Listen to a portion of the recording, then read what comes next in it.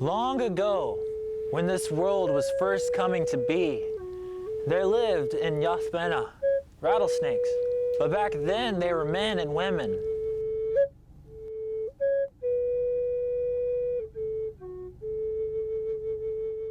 Oklahoma is home to the notorious western diamondback rattlesnake. With a diet of strictly rodents, they catch their prey by using venom to give the snake the upper hand. Their job is to keep the mice and rat populations down. Rodents carry some of the most lethal diseases to mankind and destroy high quantities of our crops. These unsung heroes of the prairies are essential to our way of life. If they were to disappear, more bad than good would come from it. Most of the rattlesnake species in Oklahoma are probably on the decline. Numbers are decreasing. We do know that we're having more issues down in the southwest with rodents, where you used to be able to find 10 to 12 rattlesnakes a day. Now what you're finding is rocks full of and little cavities full of rodent poop down there. Once a year, parts of Oklahoma and Texas hold what is called the Rattlesnake Roundups. Over 30,000 people attend these events, enjoying the fair atmosphere, chili cook-off, bands, and the ever-so-high presence of rattlesnakes. Everywhere you turn, you are bound to see a rattlesnake, hundreds of them.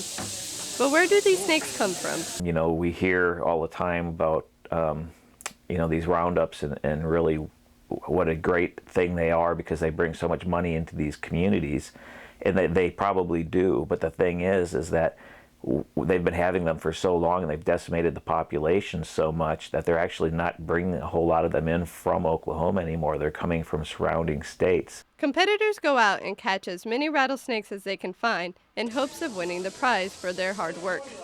Once the snakes make it to the festival, they are thrown into what is called the Den of Death to be put on display. Most roundups have what is known as a Den of Death, where a mass number of rattlesnakes are dumped and collected before being butchered.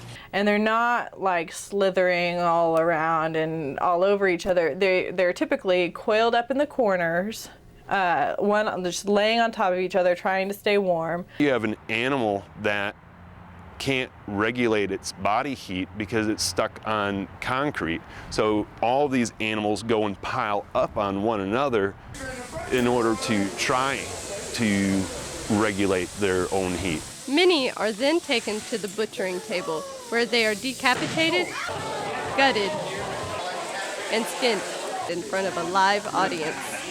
Oftentimes they're utilizing machetes or hatchets that aren't sharp enough, and they're having to take 1, 2, 3 swipes to totally lop its head off.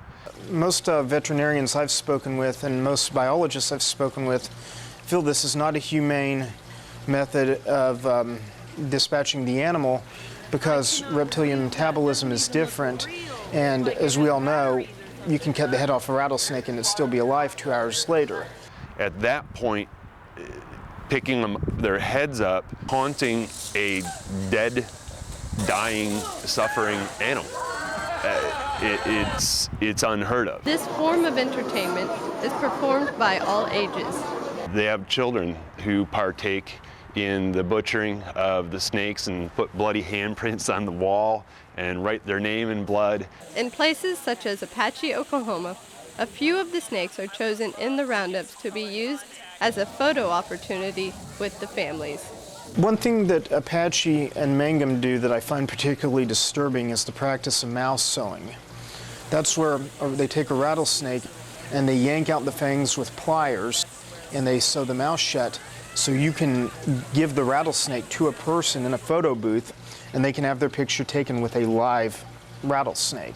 As barbaric as sewing an animal's mouth shut and taking photographs with it as a family, it's socially acceptable because snakes are something that the general public doesn't care for.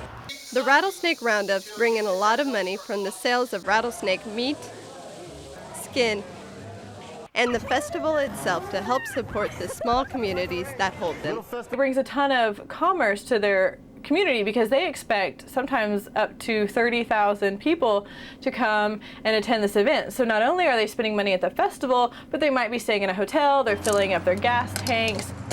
They're getting money. $6.89. So economically, they are beneficial to the city. A lot of the profit that is made at these events is used to benefit the communities of these small towns. Rattlesnake Roundups do a lot of good for the communities that host them. They benefit volunteer fire departments. Some of them benefit children's and women's shelters. Some of them, use the funds that are earned at those festivals to help people who have been abandoned by fire or displaced by natural disaster. So a lot of the money from Rattlesnake Roundups that are raised at Rattlesnake Roundups goes to, help a lot of people.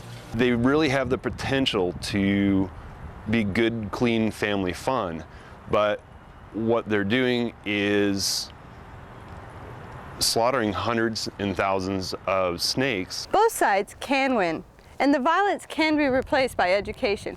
Many states have actually converted their roundups into wildlife conservation festivals.